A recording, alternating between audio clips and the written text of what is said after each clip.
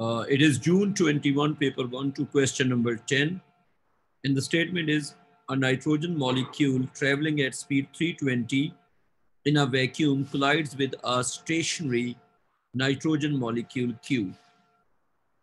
After the collision, P travels at a velocity of 180 meters per second at an angle of 55 degrees to its original path.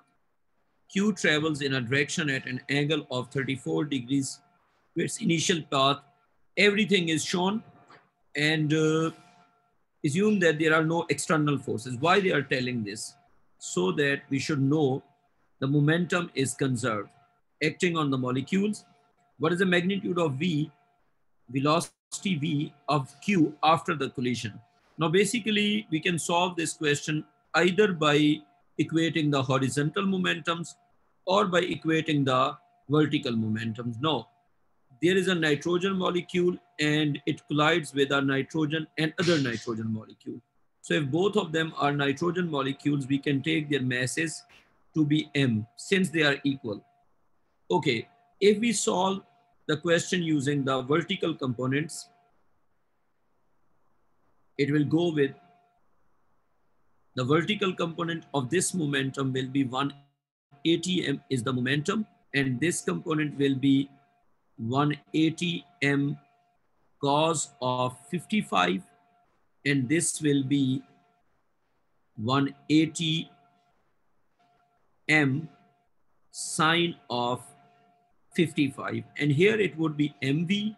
So this component will be mv cos 34, and this component will be mv sine 34. Now, if we equate the vertical components, it will become vertically the momentum must be conserved. If you look carefully, there is no vertical momentum before the collision.